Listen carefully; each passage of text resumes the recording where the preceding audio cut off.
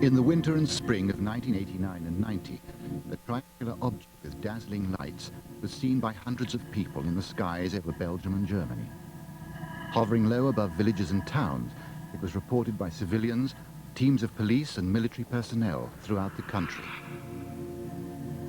Then on March the 30th, 1990, two NATO radar stations at Samazaki and Glons simultaneously recorded an unidentified object passing south of Brussels. The Belgian Air Force scrambled two F-16s for an intercept.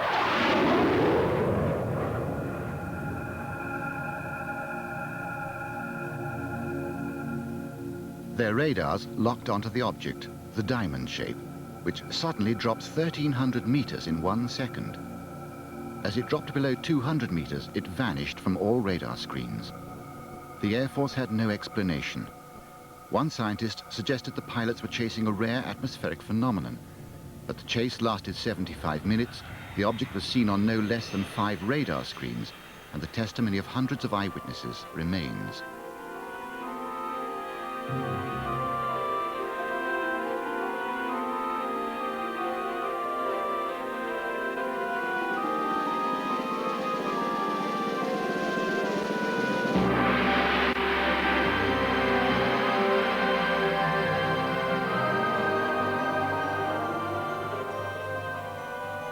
UFOs. We bring to them our own expectation of what they might be, what they could mean. Since the beginnings of history, experiences of the UFO have ranged from the sublime to the manifestly absurd. If reports are to be believed, we're already the objects of much curiosity, and every year many hundreds of people claim to have come close to the UFO experience. UFO ってあの格好 UFO って光ってるね UFO ってあれ本当に光ってるわ赤とね青の光出してる俺 UFO って I mean, that could not be a weather balloon. That's impossible. Well, it's going up and then going over, reappearing, and it's sort of going in a sort of circle, isn't it? Tell you what, I'm pleased I got it on bloody film. One community that experienced the full force of a UFO flap was at Gulf Breeze in northern Florida. Over those dunes right there. Over the dunes. Oh my God. There she is. There she is right there. Oh my God. Okay. Kind of way out. There's that boat just went by. Oh, Jesus, when you know it. Property developer Ed Walters videoed that in November 1993, but it was only most recent of a sequence of events that took the whole community by storm. In 1987, he photographed these extraordinarily detailed UFOs with a simple Polaroid camera. The original Polaroids were extremely dark. This one was allegedly taken as a UFO hovered above a road, and then photo analysts light blasted them, which revealed more detail in the emulsion layers. For many, at least, the photos proved that UFOs were here to stay. Others remain unconvinced. But the events put Gulf Breeze firmly on the media map. There are so many hundreds of other witnesses locally and thousands of other witnesses worldwide that maybe haven't been exposed to the media like I have because maybe they haven't written a book or they haven't for whatever reason. So I don't think that it's a Ed Walters story. I think that the UFO story stands on its own with thousands of other people standing up and saying, I know what I saw. With a naval base at the seaward end, the vast expanse of water and sky was ideal for the UFO enthusiasts beating a path to Gulf Breeze and nearby Pensacola. What is that baby doing? I don't know. This thing looks like it's moving around, doesn't it? I see two of them. Moving to the west, slowly. Oh, whoa, whoa, whoa, whoa. What's going on up there? There's two of them. Look, look, look, drop. Look, look, look, look.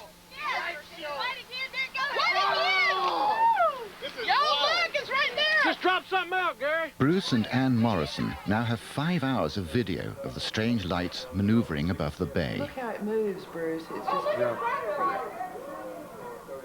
Well, I was having lunch with a friend at work one day, and she had heard about the Gulf Breeze sightings, but they had not hit the papers in Pensacola. You know, Gulf Breeze is a little smaller community outside of Pensacola. And she started telling me about this man in Gulf Breeze who had taken all these beautiful pictures, and there had been articles about it in the Sentinel. And I remember my reaction was so strange because all of a sudden I looked at my arms and I had chill bumps all over me. It was just like, it was an overwhelming feeling of wonder, amazement, and extreme interest. 3 minutes, 29 seconds. Oh, it's white. It's turning white there. There's 3 of them. Yeah. Let's go white. Whoa, go, baby, go, Bubba. Come on over here and show us some more, Bubba. I can tell you right now, I have been out with people that would go bananas when they saw an airplane. In fact, there's a man that comes out occasionally with our group that every airplane that flies over to him is a UFO, and he will get mad and irate if you look at him and say, that's an airplane. I mean, it can be a 727, 5,000 feet over your head coming into the landing pad at the Pensacola airport. This guy will look up at it and say, that's a UFO. And that's his right. But I know what I saw. I know what's on my film. And if you want to believe it, fine. If you don't want to believe it, that's fine also. Oh! Whoa, whoa, whoa! Oh, it's kind of green. It's got a green halo around it, doesn't it? Did y'all see green around it? Yeah. All right. Not surprisingly, Ed's photographs seemed too good to be true, and he soon found himself attacked by the debunkers. Well, it's really kind of shocking.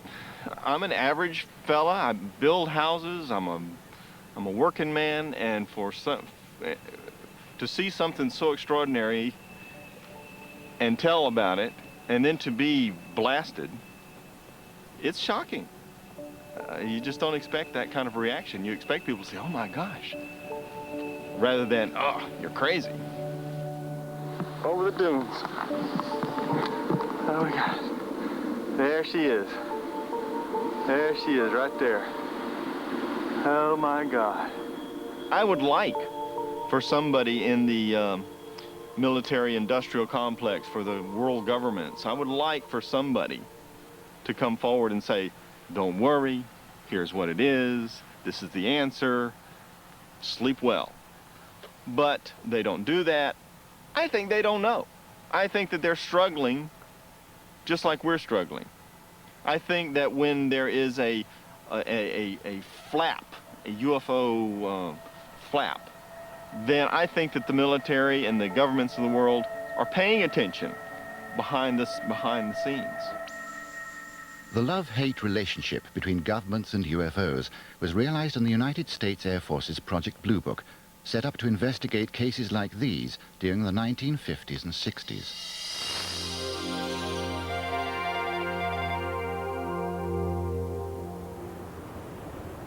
The Jet Propulsion Laboratory claimed that this is a light aircraft, but Lee Hansen, the photographer, is adamant that it was nothing of the sort.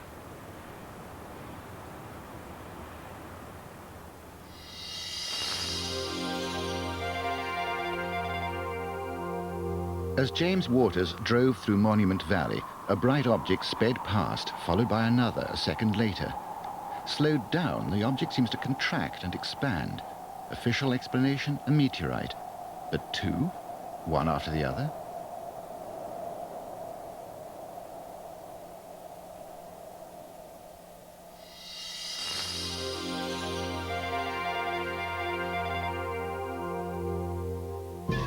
Two other classic UFO films were singled out for study by Project Blue Book. This filmed near Great Falls, Montana, and this in the skies above Utah.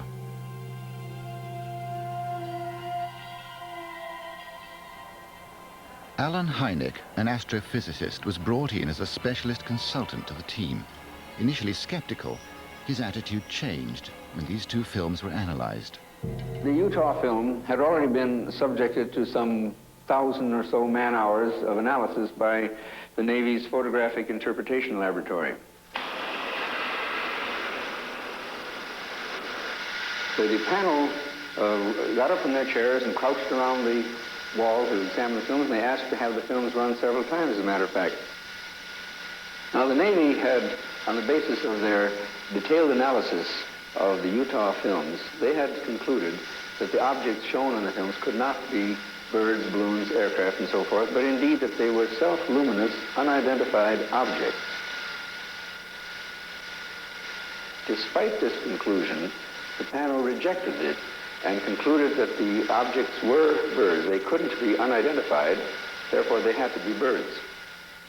I came away from the meeting and from the room with the distinct feeling, however, that the panel had deliberately moved to debunk the whole subject and not to give it the serious scientific attention which it deserved. In the skies above Britain, a UFO appears from nowhere and flies alongside Concorde. It seemed intelligently controlled, but cameras can lie. The flights were filmed with a specially designed periscope camera system, the Astrovision, which uses a complex arrangement of lenses and prisms.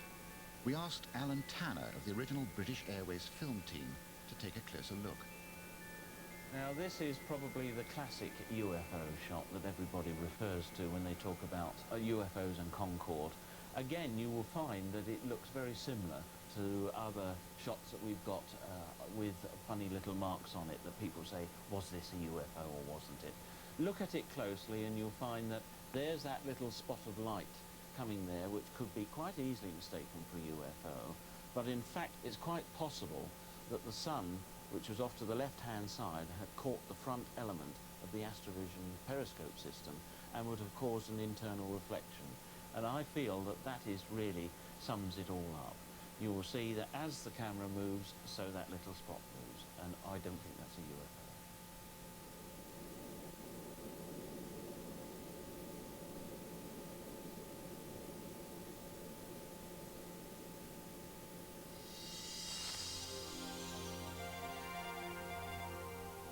Above the Norfolk Broads, 3 fishermen film a diamond-shaped UFO.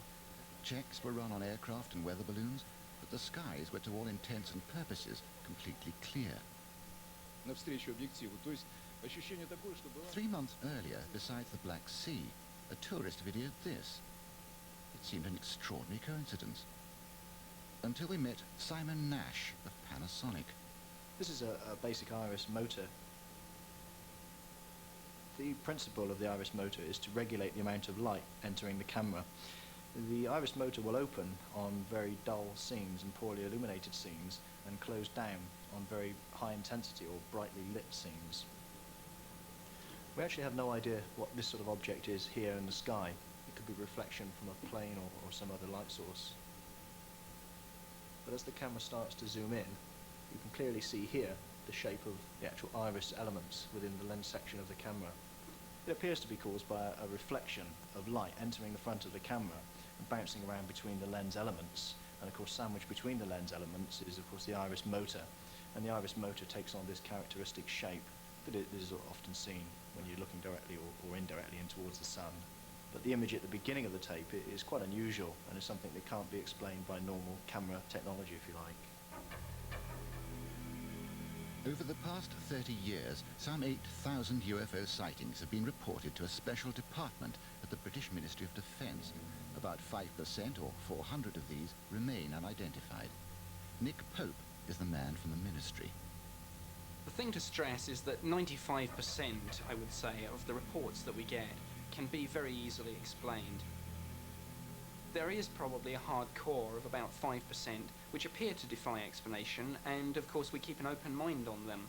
But having said that, it doesn't mean that because something appears to defy explanation that in fact it couldn't be explained the very next day. Recently we've had an airship operating over the UK, and that's been brightly illuminated from the inside. Now when you see it from close up, it's very obviously an airship. when you see it from a long distance away, it just looks like a very bright cigar-shaped object. And of course that has generated an awful lot of UFO reports.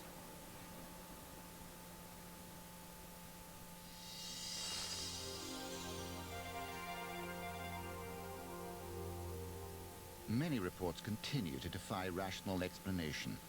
In a valley near Ottawa, the object on the right was apparently witnessed by more than a dozen people. The Royal Canadian Mounted Police said it was in fact a Sikorsky helicopter, but the Canadian Defence Department said there were no helicopters in the area.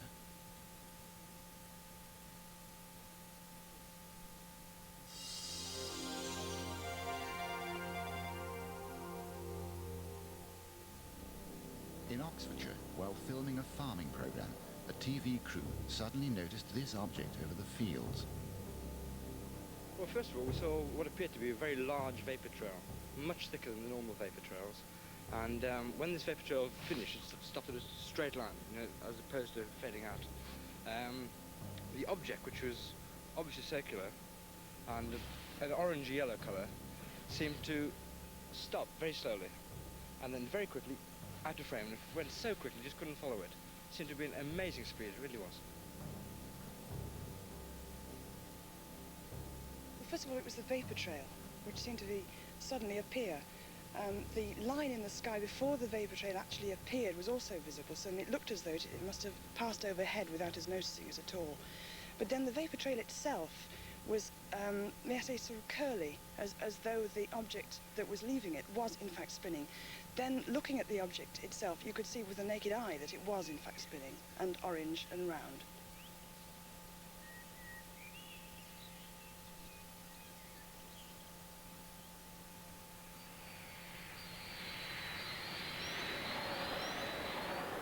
Over 3,500 UFO reports worldwide have come from civilian and military pilots, people like Colonel Fletcher Prouty, who commanded an air squadron based in Tokyo in the 1950s. He was one of the 5 founders of the massive NORAD defense network. My aircraft were in the sky over half the world, regularly, all the time. And one day I got a top secret memorandum delivered from the White House, from the headquarters of the Air Force. And it ordered me to tell my crews that if ever they saw an object that was unidentified, they were to report it to me. I was to set them down and take their depositions, sworn statements, and then mail them to a certain office in the Pentagon. And one day, one of my crews on a flight from Honolulu to Tokyo saw something that they had to report. And they walked in my office that morning, and the captain of the crew was an old acquaintance of mine. He said, "Colonel, I'm really a little embarrassed today." He said, "because we're going to get involved in a lot of paperwork." He said, "We saw an unidentified object flying beside our aircraft for over an hour last night between Midway and Tokyo with 60 passengers aboard. There's no way we can say that it wasn't seen and wasn't there." So I had 12 men in the crew. I had to set aside 12 rooms with 12 interrogators. We had them write their stories down, what they saw. I packaged that all up and sent it to the headquarters Air Force. Never heard another word from it. In America, secrecy remains the order of the day, partly a legacy of the Cold War and new weapons development. But in Russia, things seem to be changing. We were given unique access to leading military figures in the former Soviet Union, who not only came forward with their own testimony, but discussed research projects linked to UFO incidents. Now, hundreds are reported every month to UFO groups and the military authorities.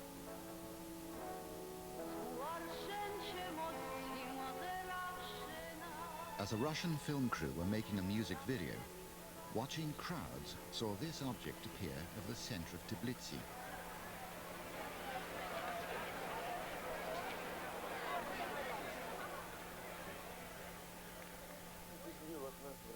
In Moscow, a KGB officer and his family film a group of unidentified lights.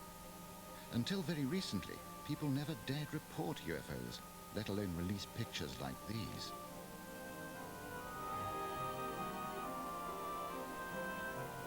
For years, the old secret regimes prevented anyone admitting to any UFO experience.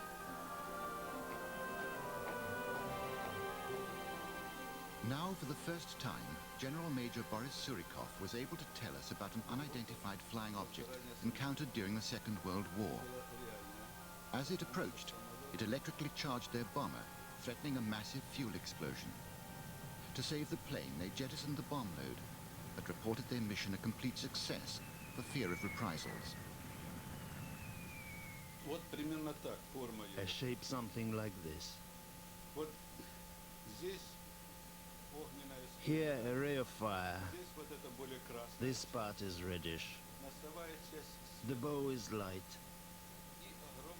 And it was flying at a great speed. It was lighting up the air around it. It looked like a miniature sunset.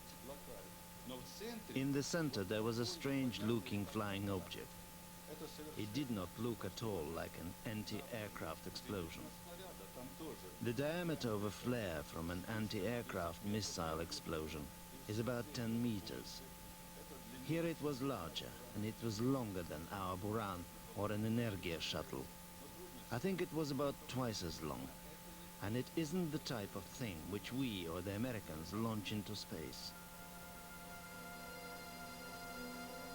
One incident which revolutionized Russian military thinking about UFOs happened on the 20th of September 1977 at Petrozavodsk on the Russian-Finnish border.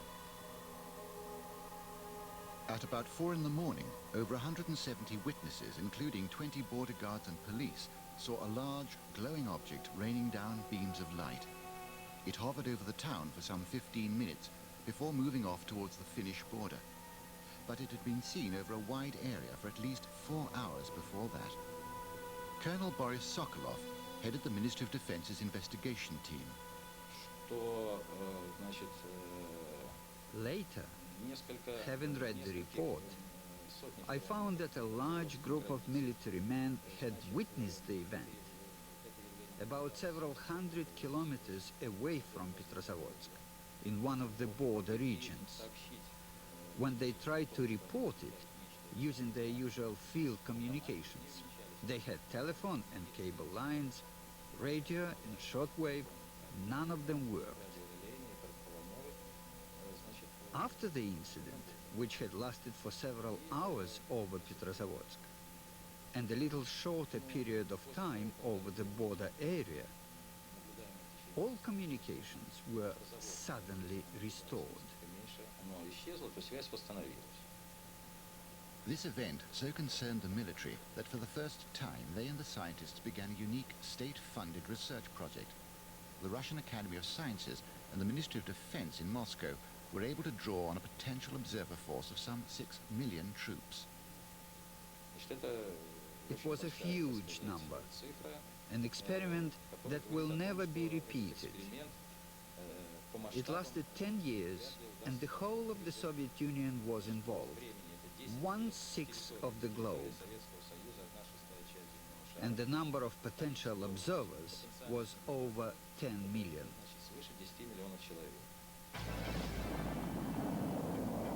Up until now, this incident has always been dismissed as disinformation, a cover story for secret rocket launching. Now, for the first time, Colonel Sokolov has testified to the actual events that led to one of the world's most extensive UFO research projects. If UFOs are tangible objects, they seem to demonstrate an extraordinary technology. In Moscow, there's a state-funded organization that is actively investigating new propulsion systems based on UFO reports. Dr. Anatoly Akimov is the director. We are not looking to limit our research objectives by just trying to explain abnormal physical experiments. What we are trying to do is to go beyond the normal investigative boundaries. If we believe, and we certainly have good reason to do so, that the UFOs exist as a real phenomenon, then naturally the question arises as to whether our contemporary science can come to some understanding of them.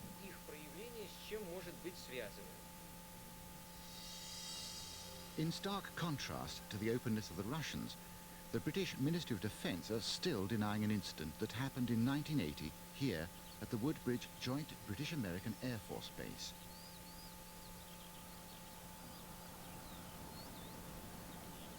This was one of the busiest military air bases in the United Kingdom. Its activities were highly secret, and it held one of NATO's largest nuclear weapons stockpiles. It was in the early hours of December the 28th that two teams of base security officers left the East Gate to investigate strange lights in the forest. One team included the deputy base commander, Lieutenant Colonel Holt, and in the other group was Larry Warren, then aged 19. I'm standing in Rendlesham Forest. We're on December 28th to 29th, 1980. Just behind me, Colonel Holt and a group of NCOs and officers had their sighting of events, which is recorded on the tape that he made that night, about a quarter mile that way.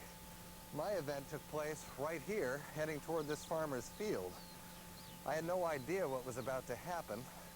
No one else with me really did at that time at all, except that this field in front of me was illuminated with some very bright, strange light.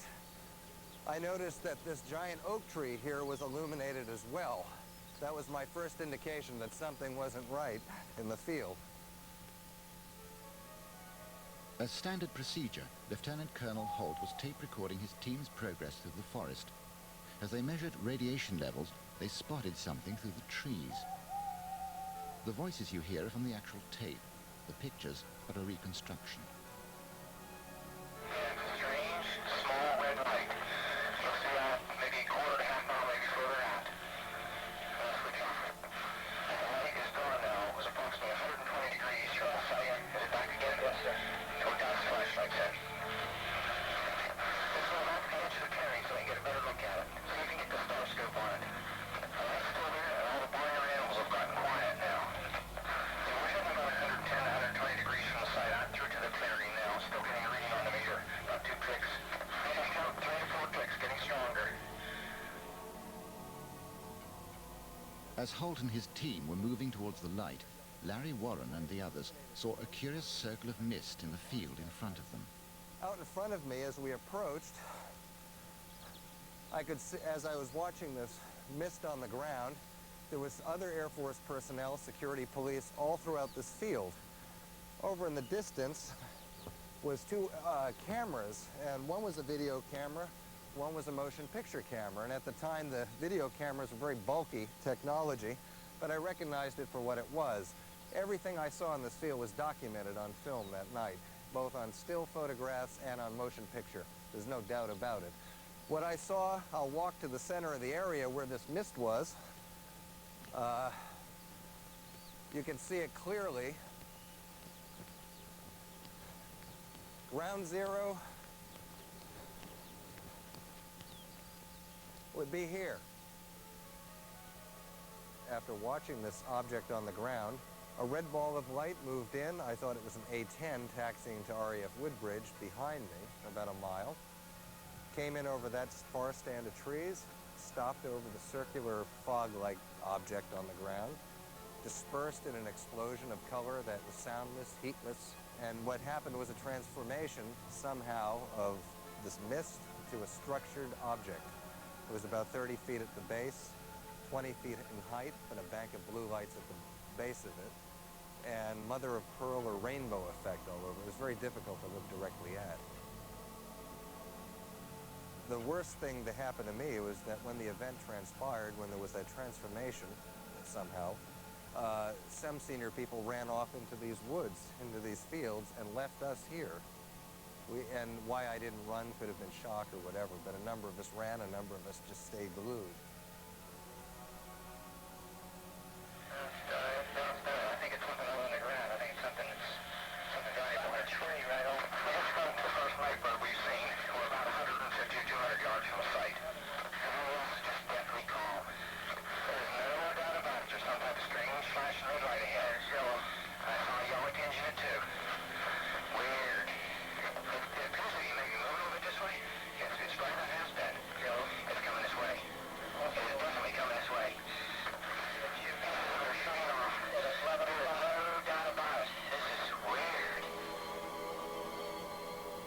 But the military were not the only ones witnessing the events. From his house near the runway, local resident Jerry Harris watched the strange lights around the forest. I stood there for ages. It seemed like ages watching this, and they were dipping down behind the trees. They were going down behind the trees and coming back up again, and sort of zigzagging about. And I thought, mate, if they were airplanes, they would crash into the forest because the runway's over there and they're over there.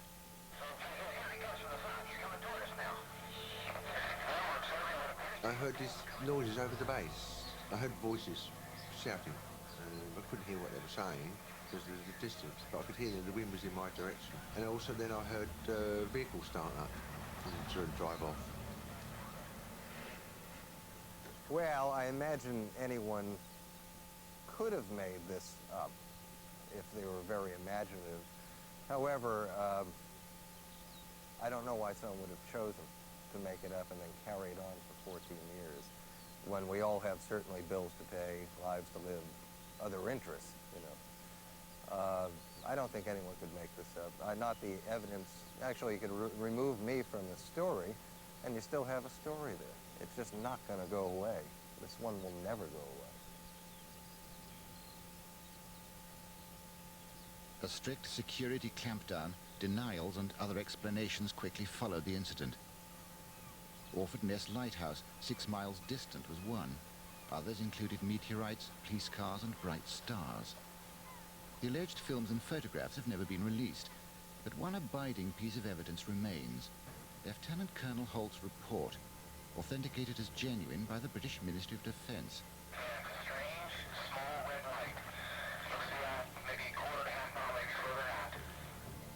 It was released 3 years later through pressure from Warren and others, using the American Freedom of Information Act.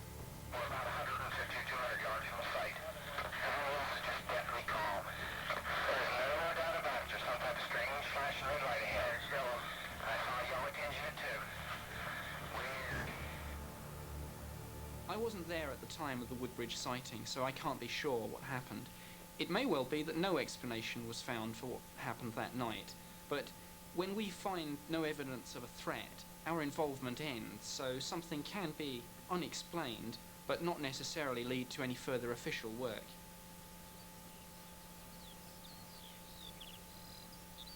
Despite government pronouncements, one man whose views cannot be ignored is Lord Peter Hill Norton, Admiral of the Fleet and Britain's former Chief of Defence Staff in the early 1970s. It seems to me that something physical took place. I have no doubt that something landed at this U.S. Air Force base, and I have no doubt that it got the people concerned, the U.S. Air Force people and the commanding general at the base, into a very considerable state. My view is that the Ministry of Defense, who were repeatedly questioned about this, not only by me but by other people, have doggedly stuck to their normal line, which is that nothing which was of defense interest took place on that occasion. My position about this has always been quite clear, and I have said this both in public and on the television and on the radio, and I said it face to face to Lord Trefgarne when we met.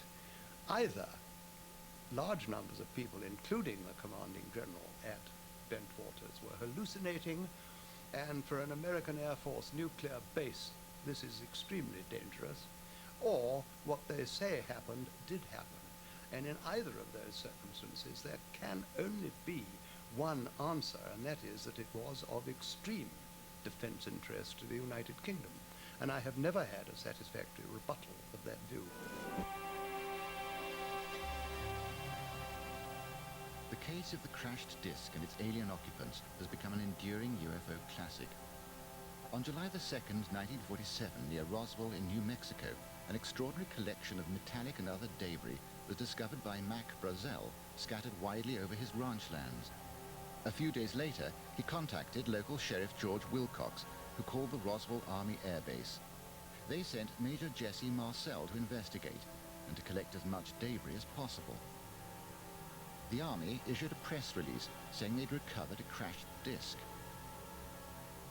But later that day, Major General Ramey denied the report, saying the debris was simply a grounded weather balloon.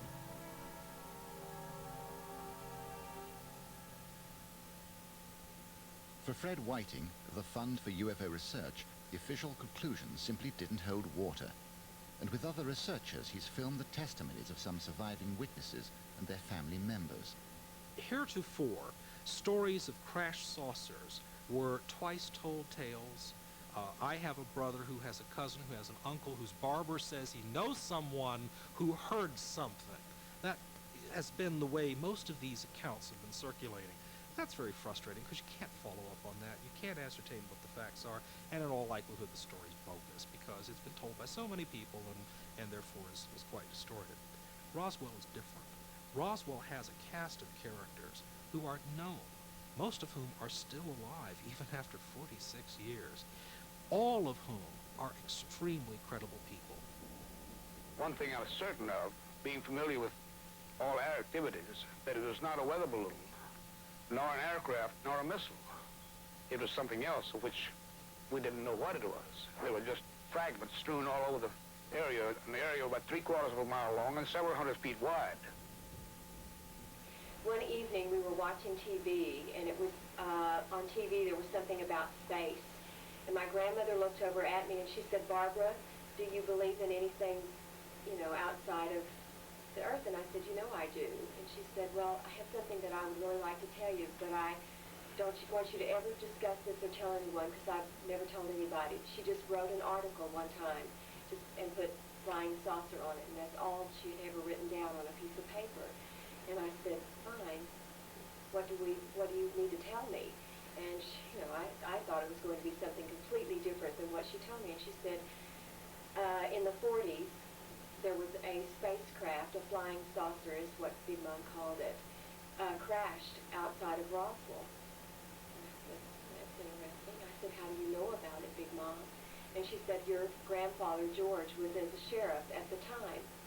When the incident happened, the military police came to the courthouse, to the jailhouse, and told George and I that if we ever told anything about this incident, talked about it in any way, that not only we would be killed, but the family, that they would get the rest of the family." Why? What did he know? According to witnesses, the military had discovered something more than a crashed spacecraft. In the Army airbase, an autopsy was in progress, witnessed by a nurse, a close friend of the local mortician. She said when one of the hands was detached from the arm, and she said when the doctors turned it over, that she noticed on, and they made a notation. That's what she was doing, was trying to take notes and making notations for them. And they were all sick. But she said that on the tips of these little fingers, it looked like little pads with little holes that kind of looked like a small suction cup on each end of these fingers here. Said there was no thumb at all on that, they only had like the 4 fingers on there. I undertook an effort to try to find out if the Pentagon was still sticking to the weather balloon story. So I generated a series of letters through my senators and my congressmen, and I also urged other researchers to do the same thing.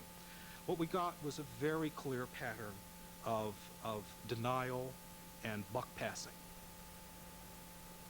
The people of New Mexico were also alerting their own congressman, Stephen Schiff, who took up the case on their behalf.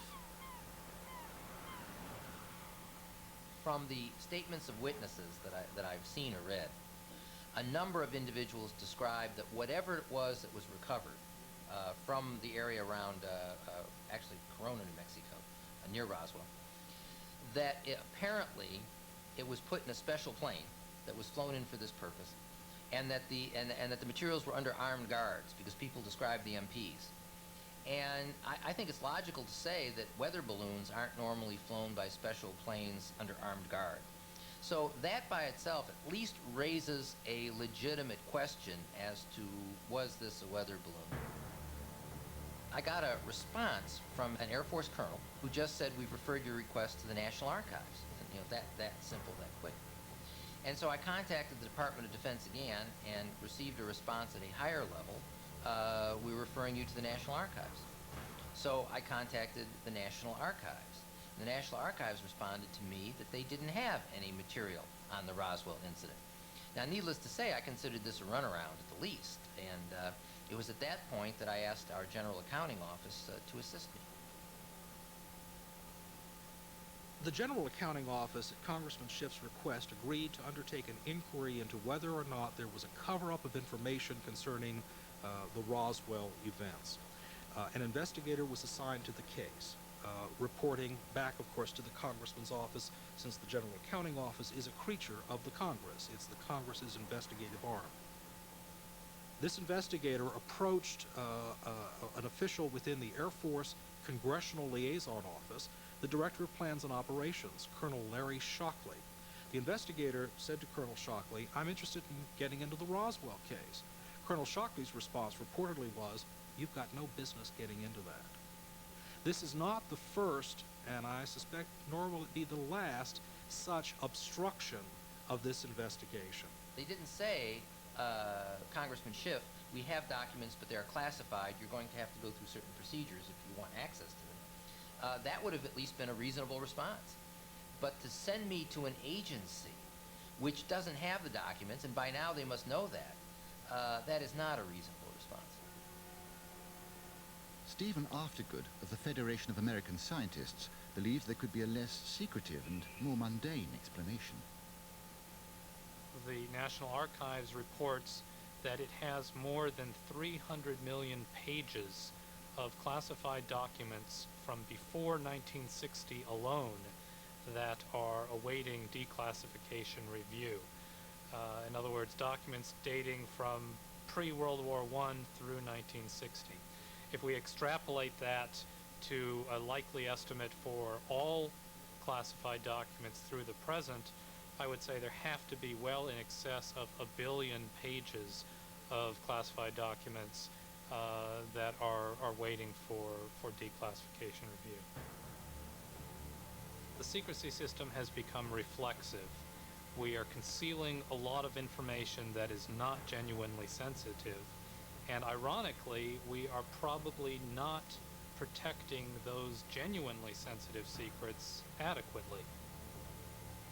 The Roswell incident in particular has been an enduring story because there have been so many mixed signals from the government, and above all because there remains a quantity of government documents that have been kept secret more than 45 years after the event. I think a government accounting for this whole episode is long, long overdue, and people have every right to demand that such an accounting be carried out.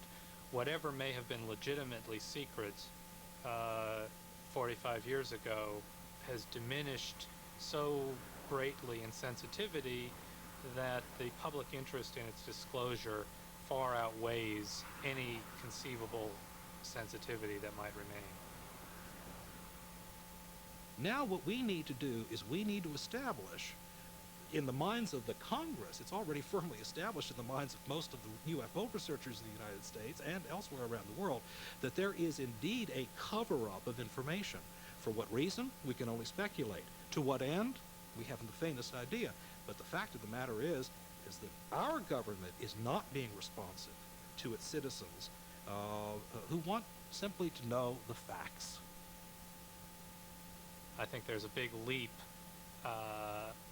that is made by some people from an unexplained incident to an explanation that invokes sentient extraterrestrial entities that are somehow active on Earth.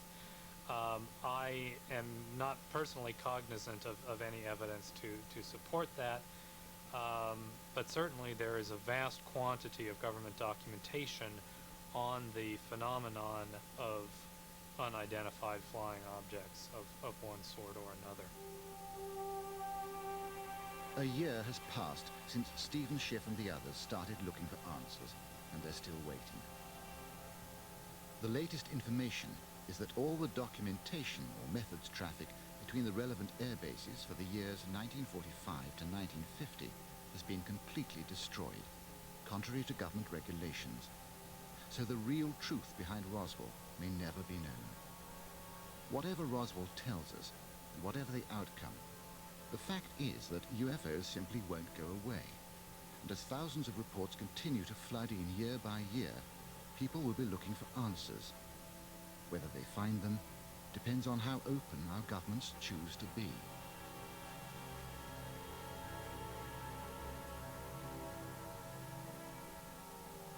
The regime of secrecy is itself a legacy of the Cold War. As West meets East, could we not follow the Russian lead in attempting to find an answer to the mystery of the UFO phenomenon? Интересуется тем, что происходит на нашей земле. We cannot rule out the possibility that creatures who may well be superior to us are interested in what is happening on our Earth. These unidentified flying objects that appear to display unique characteristics, such as their speed, their rapid maneuvering, and so on, must be studied in the interest of mankind. I do not subscribe to the views that some ufologists hold that this is all in the mind. I believe that there is undoubtedly something, or a number of things, they may be quite different things too, in our atmosphere, which is physical and were it to land could be seen and touched and photographed. And indeed there are people who say that all those things have already happened. I hope that someday we find out what it's all about. But everybody loves a mystery. And I think someday we'll know. It's getting all brighter, isn't it? And then dimmer. It's changing shapes. It's like flashing out. Yeah, I noticed that. It's sort of really bright, isn't it? And then it's gone behind a cloud. Oh no, something's flashing on the video, like the tape's running out or something. Oh wow, it's just shot up in the air. Oh wow, well, I didn't get it on tape. Don't believe it. Next on Mystery Night, we travel to South America, to Ecuador, on the search for lost Inca treasure. For years, foreign treasure hunters have been trying to uncover the secret.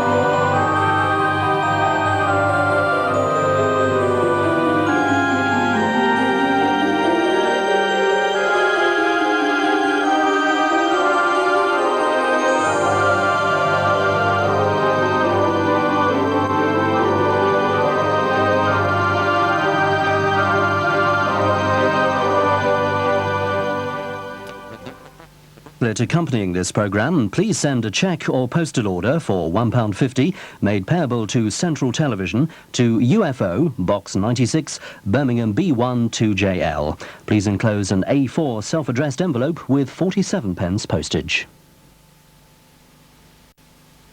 And a video, UFO The Untold Stories, is available, priced £12.99 plus £1.50 postage and packing. To order a copy, ring free phone 0800 581 409. That's 0800 581 409.